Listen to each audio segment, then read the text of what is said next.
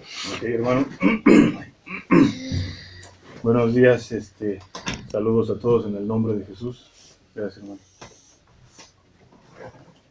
Bueno, antes de empezar, olvidé comentar de mi prima. He estado hablando con ella y está un poco, ya se mostró un poco más reacia a seguir platicando, pero de todas maneras parece que ahora sí el jueves, voy a tener libre por el Día del Maestro, aunque el Día del Maestro cae hasta el domingo, pero espero, ya hablé con ella y dijo que sí me esperaba el jueves. Entonces, bueno, ahí está. Mi tía también, su mamá ha estado llamando, preocupada, pues tienen otros problemas también. Incluso tenían una amenaza de que alguien los iba a demandar injustamente y bueno, pues tienen bastantes problemas. Entonces nada más comentar eso y que las sigan recordando en oración. Y bueno, también olvidé de mencionar de la mamá de Jessica, creo que fueron el jueves, el jueves al médico, ya no supe qué dijo, también para que sigan orando por ella. Y bueno, creo que eso era. Si falta algo, después quizás venga a la memoria. Bueno, y pues para que lo tengan en los pensamientos y en las oraciones, esas dos cosas. Y bueno, esta mañana tengo algunos pensamientos en el libro de Isaías, capítulo 53.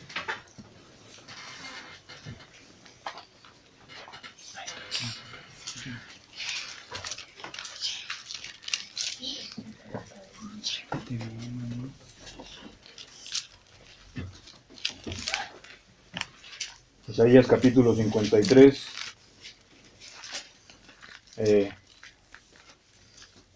Bueno, antes vamos a hacer una pequeña oración y a leer desde el verso 1 de Isaías 53. Vamos a orar. Padre, pedimos tu bendición, Señor, que nos dé sabiduría y no solamente conocimiento, no solamente información, sino la verdadera sabiduría que viene de lo alto, Señor, que es pura, que es pacífica, que es amable, que es llena de buenos frutos, Señor, para no solamente conocer, sino poner por obra, Señor, tu voluntad, tu justicia, tu amor, tu santidad, Señor. Pedimos la ayuda de tu Espíritu y que seas con cada uno aquí, Señor, y por el resto de los hermanos en el resto del mundo. Recordamos también las peticiones y todo aquello, Señor, que hay en nuestro corazón, lo ponemos ante ti, Señor.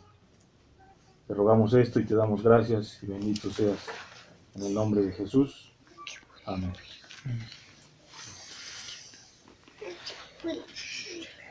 Bueno, en Isaías 53 es una profecía acerca de Jesús. Todo mundo, o bueno, cualquiera que haya tenido algo de contacto con la Biblia lo sabe y quizás se sabe hasta algún verso de ahí de memoria. Y en el verso 1, desde el principio, empieza hablando del profeta Isaías y dice: ¿Quién ha creído a nuestro anuncio? ¿Y sobre quién se ha manifestado el brazo de Jehová? Y ahí empieza a hablar acerca del Mesías, de Jesús, el Cristo. Dice: subirá cual renuevo delante de él, y como raíz de tierra seca. No hay parecer en él, ni hermosura. Le veremos, mas sin atractivo, para que le deseemos. Bueno, y sigue hablando. Despreciado y desechado entre los hombres, varón de dolores, experimentado en quebranto, y como que escondimos de él el rostro, fue menospreciado y no lo estimamos. Ciertamente llevó él nuestras enfermedades y sufrió nuestros dolores, y nosotros le tuvimos por azotado, por herido de Dios y abatido. Mas él herido fue por nuestras rebeliones, molido por nuestros pecados. El castigo de nuestra paz fue sobre él, y por su llaga fuimos nosotros curados. Y sigue hablando acerca de la muerte de nuestro Señor, pero quiero más bien enfocarme en el verso 2. En las primeras frases dice que Jesús, dice, subirá cual renuevo delante de él, y como raíz de tierra seca.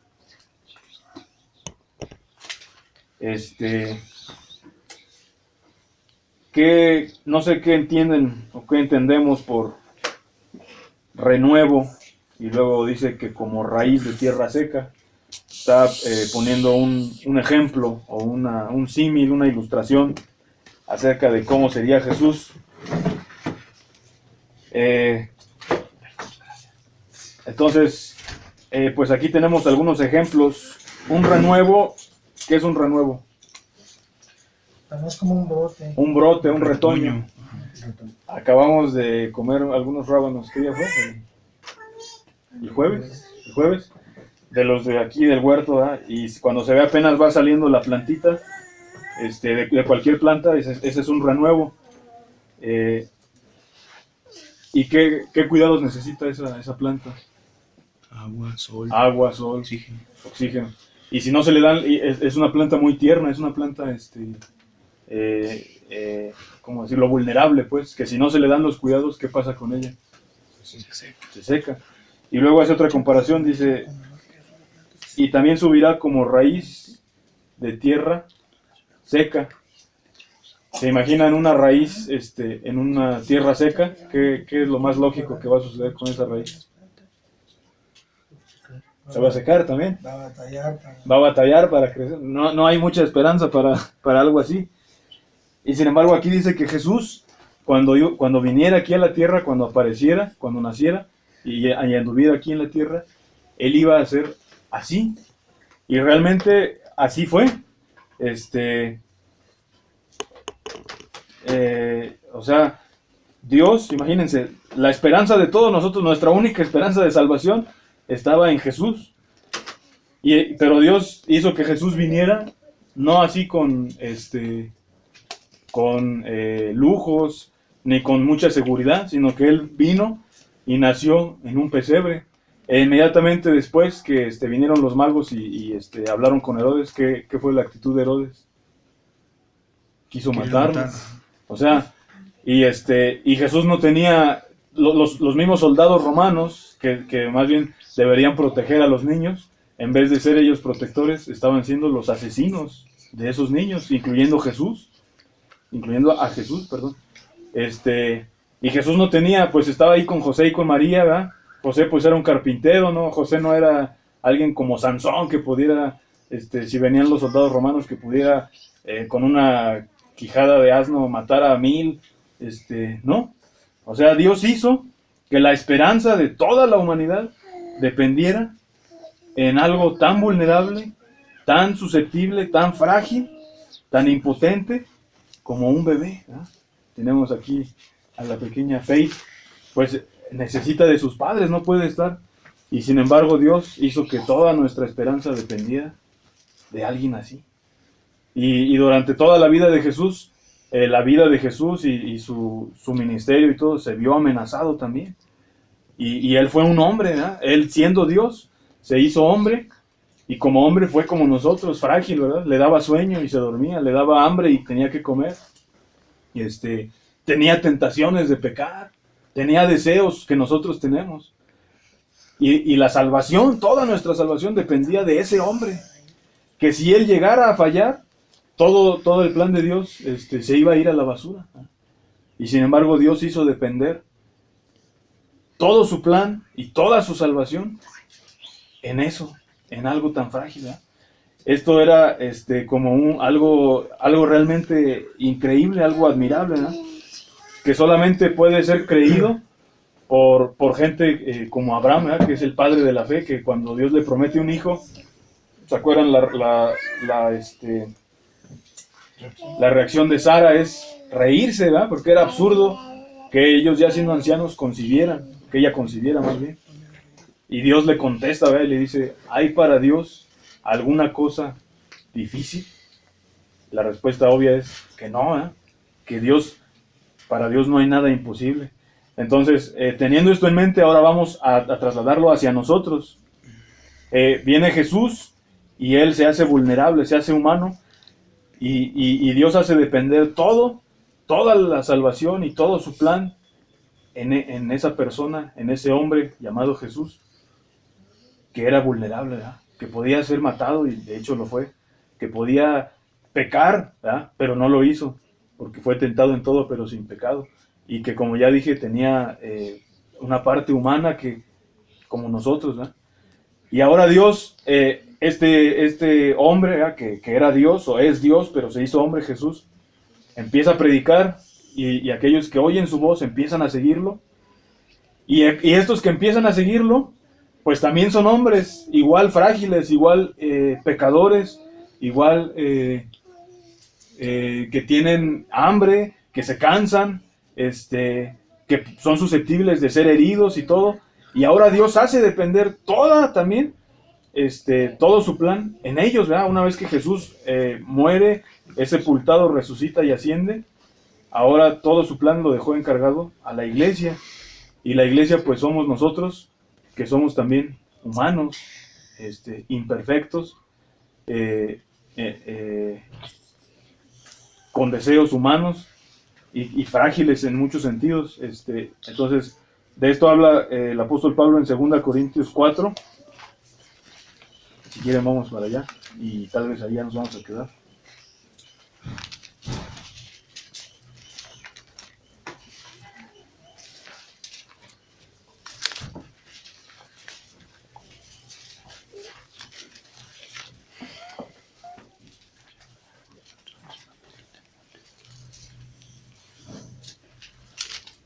Segunda Corintios 4, versículo 7, está hablando el apóstol Pablo y dice: pero tenemos este tesoro. ¿Cuál tesoro? Pues de lo que vine hablando antes. Ya antes vine hablando, dice que del conocimiento de la gloria de Dios, o sea, del Evangelio y la salvación y el Espíritu Santo. Ese tesoro de las cosas espirituales, dice, pero tenemos este tesoro en vasos de barro, para que la excelencia del poder sea de Dios y no de nosotros. Y vamos a seguir leyendo después. Entonces dice que Dios confió este tesoro, el mayor tesoro que puede existir, que es las cosas espirituales, la fe, el Espíritu Santo, la salvación, el Evangelio. Ese tesoro lo confió en vasos de barro. ¿Ah? ¿Quiénes son esos vasos de barro? Nosotros, ¿no? Nos llama vasos de barro porque somos tierra, somos polvo, no somos nada.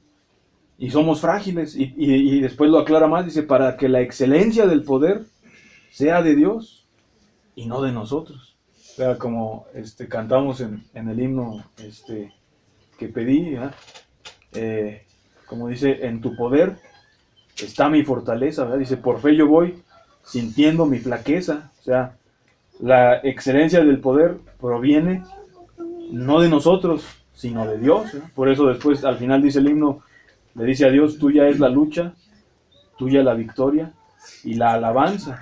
A ti será, Señor.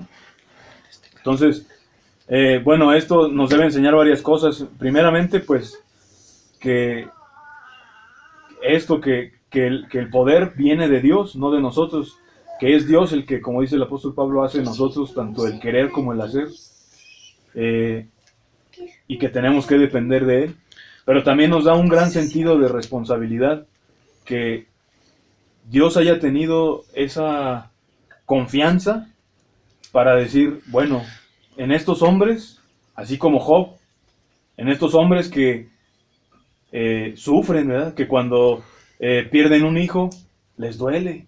Cuando se enferman como a la sarna o lo que le dio a Job, les duele, ¿verdad? Que en esa situación como la que pasó Job, aún como nos compartió el hermano Floyd, llegó a quejarse o a preguntarse, ¿verdad? ¿Por qué me pasa esto? A cuestionar, ¿verdad? Y no que pecara en eso, pero tenía esas preguntas, ¿verdad? ¿Por qué está pasando esto? ¿Qué es esto? En un hombre así, ¿verdad? En un hombre que podía pecar también, Dios se atreviera a confiar en un hombre así. Entonces Dios se ha atrevido a confiar en nosotros, que somos de barro, que somos, que no somos nada, y sin embargo, sin merecerlo y sin ser nada, sin haberlo quizás deseado, sin haberlo buscado, Él vino y nos trajo estas cosas, nos trajo el Evangelio, nos trajo a Jesús y nos confió eso en nuestras manos. Y entonces ahora es una gran responsabilidad de no fallarle a Dios, O sea, en cualquier trabajo, o por ejemplo, si un padre tiene una herencia o algo y que lo confía a sus hijos, o en un trabajo que se confía un puesto de gran responsabilidad, alguien que quizás no tiene experiencia, ¿verdad? Había un predicador que ponía un ejemplo y decía, alguien que fuera dueño de una empresa y tuviera un hijo, y pues el hijo quizás no era tan bueno como el papá, tan apto, y el papá simplemente le ponía ciertas condiciones, ¿vale? Le decía, bueno, tienes que pasar por todos los trabajos aquí, desde barrendero y todo, hasta que llegues a lo grande, y yo te voy a dejar toda la empresa, ¿verdad? Y el hijo, quizás sin ser tan capaz y sin merecerlo, pero simplemente al cumplir con las condiciones, el papá le deja este puesto, ¿verdad? Entonces, pues aquí no estamos hablando de un puesto terrenal ni nada de eso, sino algo mucho más elevado que Dios nos confió. Y Dios se atrevió a confiar en nosotros y no podemos fallarle. No podemos darnos el lujo de fallarle a Dios. Y bueno, sigue hablando el apóstol, regresando a lo de nuestra fragilidad o nuestra debilidad. Verso 8 dice que estamos atribulados en todo, mas no angustiados, en apuros, mas no desesperados, perseguidos, mas no desamparados, derribados, pero no destruidos.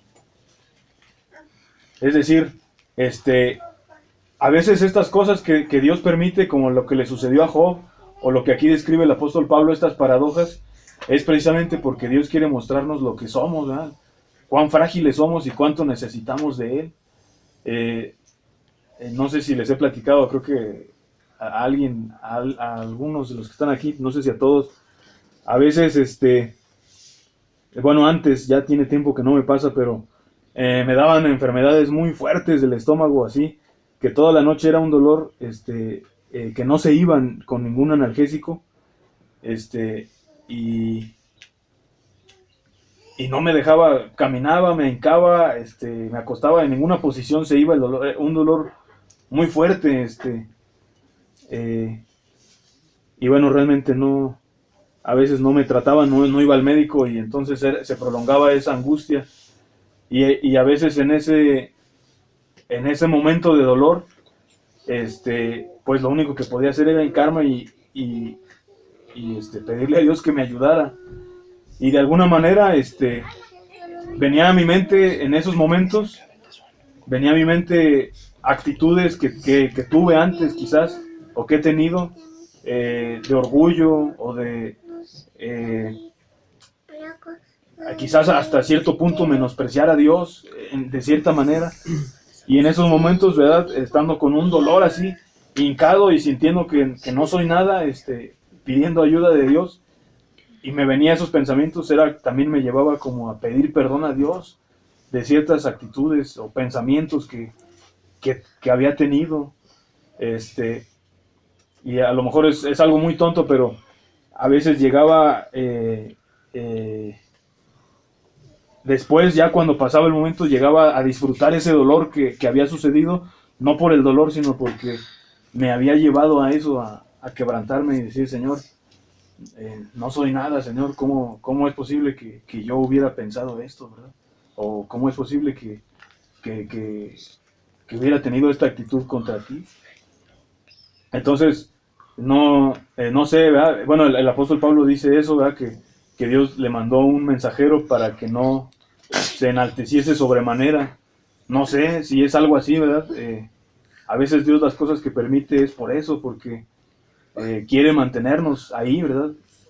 Agachados delante de Él. Y por eso dice Él, ¿verdad?, más adelante, contando de esa enfermedad de ese mensajero de Satanás que dice que lo abofeteaba para que no se enalteciese sobremanera. Dice que Jesús le contestó, bástate mi gracia porque mi poder se perfecciona en la debilidad, ¿verdad? Y dice el apóstol Pablo, me gloriaré en mis debilidades, es decir, en ver esto, ¿verdad? Y aquí habla pues de apuros, de tribulación, de persecución, de ser derribados. Quizás todas esas cosas Dios permitió en la vida de los apóstoles, perfeccionándolos y ayudándolos a mantener esta actitud. Sin embargo, al mismo tiempo, y eso es a lo que vamos más adelante en el siguiente versículo, aunque es verdad que el poder viene de Dios, eso no significa que nosotros no tengamos que hacer nada. No significa que tengamos que esperar a que mágicamente Dios nos cambie y a ver, como al fin que el poder viene de Él, pues a ver a qué horas me cambia y ya dejo de mentir o de enojarme o dejo de estas cosas. No, ¿verdad? Sino que en el verso 10, después que hace esa recuento de cosas, paradojas del reino, en el verso 10 dice el apóstol Pablo, llevando en el cuerpo siempre, por todas partes, la muerte de Jesús, para que también la vida de Jesús se manifieste en nuestros cuerpos. Porque nosotros que vivimos siempre estamos entregados a muerte por causa de Jesús, para que también la vida de Jesús se manifieste en nuestra carne mortal. Es decir, aunque el poder viene de Dios, nosotros tenemos que morir, ¿eh? Y eso es una pregunta que me hago a mí mismo. ¿De verdad? ¿De verdad llevo por todas partes la muerte de Jesús? En todas partes donde estoy. Y tengo que confesar que a veces no. La muerte de Jesús es morir a nosotros mismos, a que lo que quiere hacer nuestra voluntad quiere ir en cierta dirección, en cuanto a planes, sueños, deseos, pero la voluntad de Dios va en la dirección opuesta. Y entonces tenemos que rendir nuestra voluntad, decir como Jesús, ¿verdad? No se haga mi voluntad, sino la tuya. Aún en lo que más nos duela, aún en lo que más tememos. Y es lo que el ejemplo que pone el hermano David, ¿verdad? Sí, él pone el ejemplo de una manguera que está conectada a agua que está saliendo a presión, pero que la manguera esté toda, ¿sí es así? Enredada. Toda enredada. Y el agua no puede salir porque está enredada. Y lo que tiene que pasar para que salga el agua es que deshagamos el nudo y entonces el agua va a empezar a salir bien duro. Entonces así es, el poder no es de nosotros, el poder es de Dios, como la manguera no es que la manguera tenga el poder, la energía proviene de las tuberías del agua que mandan con una bomba, ¿verdad? Eléctrica. Sin embargo, la manguera tiene que estar desatada. Entonces, de la misma forma, nosotros tenemos que morir y decir, Señor, no se haga mi voluntad, sino la tuya, aún en lo que más me duela. Y esa es la llave, eso es lo que desata el poder de Dios, ¿eh? Que nos va a ayudar a vivir como Él quiere. Por eso dice que estamos entregados a muerte.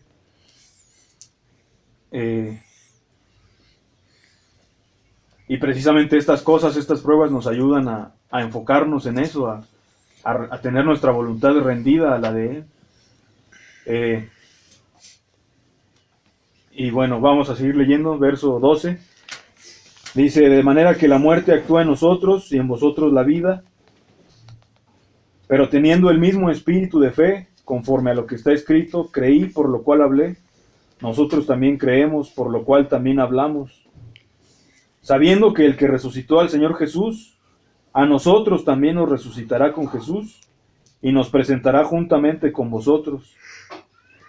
Porque todas estas cosas padecemos por amor a vosotros, para que abundando la gracia por medio de muchos, la acción de gracia sobreabunde para gloria de Dios. Aquí nada más unos pequeños comentarios.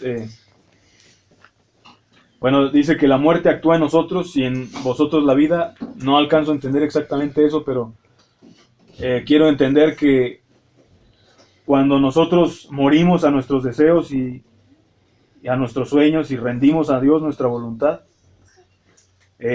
no solamente nosotros adquirimos la vida de Dios, sino que también podemos ayudar a otros a que también vivan la vida de Dios.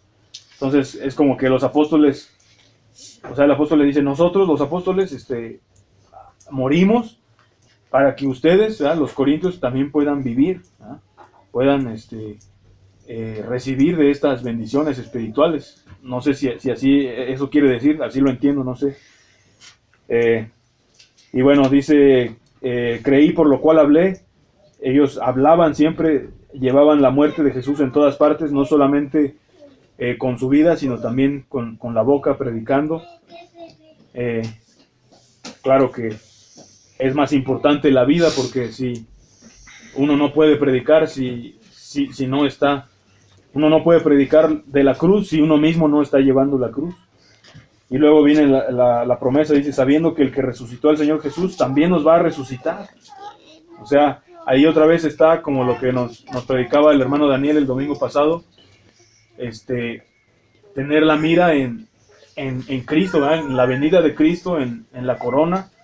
Entonces el apóstol Pablo, aunque él sufría, aunque él pasaba cosas, pero él tenía la mira en que algún día Jesús lo iba a resucitar y iba a estar con Jesús. Y en el verso 15 también enfatizar que todo lo que hacía el apóstol había una meta, o había había algo que había, ¿cuál era el objetivo principal? Dice, todas estas cosas, o sea, todas estas cosas padecemos, todo lo que él sufría y las persecuciones, todo, dice, por amor a ustedes, o sea, lo hacía por amor a la gente, por amor a los hermanos, por amor a la gente. Pero ese, aunque era un amor a la gente, no era solamente un amor a la gente, sino que iba enfocado de cierta manera. Después lo aclara, dice, para que abundando la gracia por medio de muchos, para gloria de Dios. Entonces, no solamente amaba a la gente, sino que su amor por la gente era un amor tal que él quería que la gente le diera la gloria a Dios. Y a veces esto es difícil, para mí es difícil. Yo tiendo a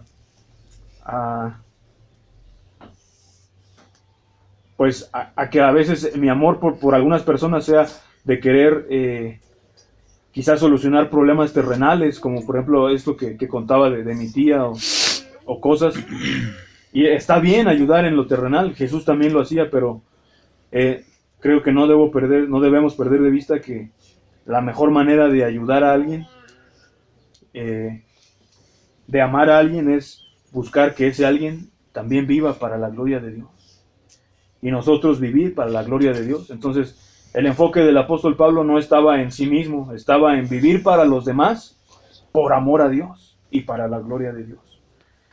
Y por eso es que él, siendo un vaso de barro, que se sentía indigno porque fue perseguidor, se esforzaba para cada día morir y llevar la muerte de Jesús y el mensaje de Jesús a todas partes. Vamos a terminar el capítulo, dice verso 16. Por tanto, no desmayamos. Antes, aunque nuestro hombre exterior se va desgastando, el interior, no obstante, se renueva de día en día. Porque esta leve tribulación momentánea produce en nosotros un cada vez más excelente y eterno peso de gloria, no mirando nosotros las cosas que se ven, sino las que no se ven, pues las cosas que se ven son temporales, pero las que no se ven son eternas. Entonces dice, no desmayamos, dice, aunque el hombre exterior, aunque le estén saliendo canas y se estaba quedando calvo, o lo que fuera, pero dice, por dentro el hombre interior se renueva, se adquiere más fuerza. Dice, esta leve tribulación, estas pequeñas cosas, produce en nosotros un cada vez más excelente y eterno peso de gloria. No mirando las cosas que se ven, sino las que no se ven.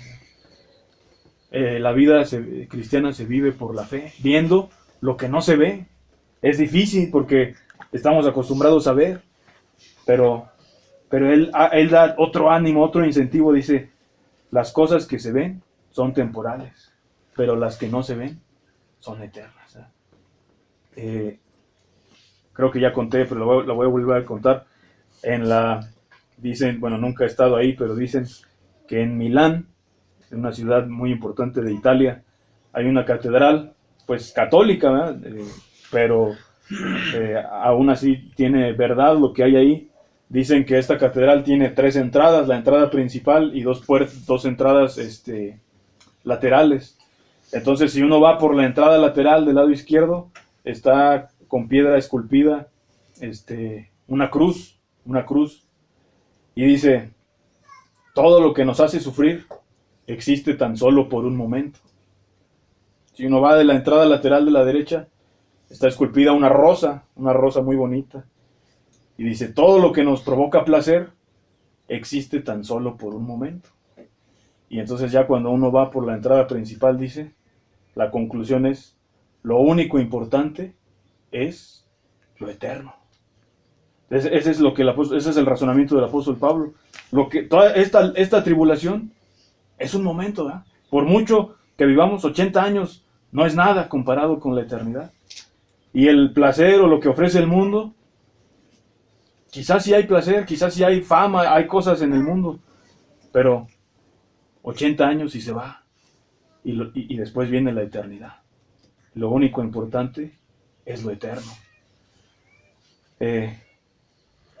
Entonces, esto es lo que dice el apóstol Pablo. Bueno, sería interesante seguir leyendo el 5, ¿verdad? Hablando de lo eterno, hablando de las promesas de Dios. Y termina incluso en el 5:10 hablando del juicio, ¿verdad? De esto eterno que tenemos que... Dice que es necesario que todos nosotros, todos, comparezcamos ante el tribunal de Cristo para que cada uno reciba según lo que haya hecho mientras estaba en el cuerpo, sea bueno o sea malo. Hay que vivir a la luz de esa realidad. Todos nosotros. Y bueno, nada más recordar ya dos últimas cosas. En los versos 8 y 9, estas paradojas que habló el apóstol, pues son todas las paradojas del reino, ¿verdad?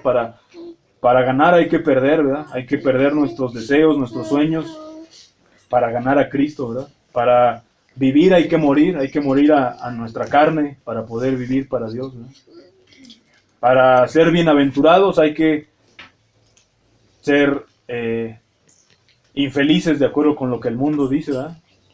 El mundo no piensa que los bienaventurados o los felices sean los pobres, los que lloran, los mansos, los que sufren, pero Jesús piensa eso, ¿verdad? Son paradojas del reino, ¿verdad?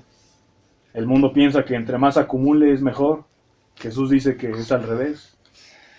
Y el mundo piensa que entre más fuertes sean y se venguen y muestren su firmeza, mejor, para que, como el mundo es malo, no se aprovechen de ellos. Y Jesús dice que amemos a nuestros enemigos y oremos por los que nos hacen mal. Y no seamos como ellos, sino que venzamos con el bien el mal. Y bueno, esas cosas que ya sabemos. Y por último, ya quisiera leer algo que todos sabemos, bueno, no todos, algunos sabemos, de los que estamos aquí, que en los años 1500 en Zúrich, Suiza, y en Alemania, en Holanda, se levantó el movimiento anabaptista, que fueron hermanos que descubrieron las enseñanzas de Cristo y prácticamente recobraron el cristianismo primitivo en todo su esplendor. Y la mayoría de ellos murió, algunos quemados, otros decapitados, otros en la cárcel. Miguel Sattler, el primero, le cortaron la lengua y pues hemos leído sus historias, admiramos sus ejemplos. Y uno de ellos, que parece que también fue mártir, Ambrosio Spittelmayer, en el año 1527 escribió algo porque los católicos y los protestantes veían que los anabaptistas no negaban su fe y decían, es que ellos se han de hacer un pacto bien extraño, quién sabe qué tipo de pacto han de hacer o de compromiso, y por eso no se delatan y por eso tampoco reniegan de lo que creen. Y entonces él escribe esto como respuesta a eso, ¿verdad? Dice, no sé de otro pacto o compromiso que nos hagamos unos a otros, excepto el compromiso del bautismo. Allí nos unimos a Dios y llegamos a ser uno con Él, en amor, en espíritu, en la fe y en el bautismo. Al mismo tiempo, Dios también se une a nosotros y promete permanecer con nosotros en todos nuestros tiempos de ansiedad y dificultad.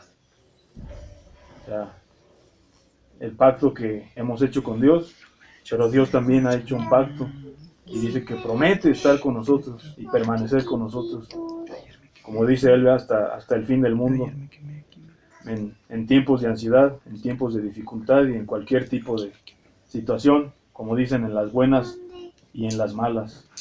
Él está con nosotros, ¿verdad? Si es que nosotros estamos con Él. O como dice el apóstol Pablo, el que se une el que se une al Señor, un espíritu es con él. Ese es el único pacto que conocía Ambrosio. No es que hicieran un pacto o un juramento, sino un pacto con Dios. Y bueno, pues recordemos que somos vasos de barro, frágiles, necesitamos la ayuda de Dios y también es una gran responsabilidad ser parte de su pueblo y que se nos haya confiado su Evangelio y su Espíritu Santo y lo que Él es, lo que Él da, lo que Él hace en nosotros, con nosotros, por nosotros. Y pues gracias por la atención, que Dios les bendiga y que Dios bendiga su palabra. Si alguien tiene comentarios o preguntas o algo que le vino a la mente, pues dejo el tiempo libre. Que Dios les bendiga.